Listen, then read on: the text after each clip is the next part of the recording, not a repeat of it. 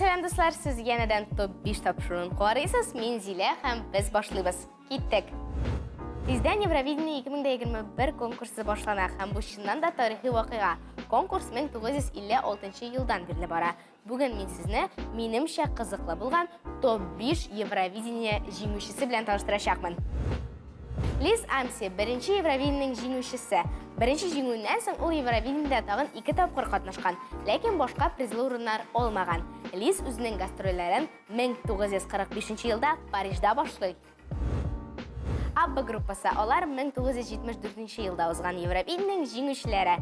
Группаның исімі солистларының бірінші харфләрінен тұра. Агнета Фельском, Бьюн Уолвес, Бенна Андерсон, Анни Фрид Лингстон. Бұл группа Скандинавияда ұйышқан ең популяр музыкаль группа болып санала. Ирландиядан Джонни Логан. Ол Евровидениеде бірден-бір 2 тапқыр жеңуші кіші. Бірінші синглын ол 1978 елда шығара. Оны Мистер Евровидение деп ертелер.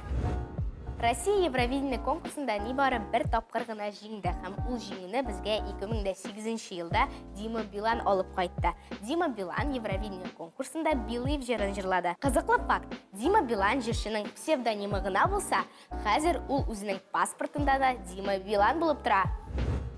Александр Рыбак біздің соңғы жеңушіміз. Александр Беларусияда туа, Россияда бек популяр артист, а Евровидениеде ол Норвегиядан шығыш ясый. Қызықлы факт, Александр рекордлы 700.000 тауыр жия. 2021 елда Евровидениеде Россиядан Манижа Рус қотын қызлары жерін тәқдим ете. Нешік сізге бұл кандидатура жеріні тыңладыңыз ма енді? Комментарийларға yazыңыз. Бүгінге мен сіздің білем сау болашам. Сау болыңыз.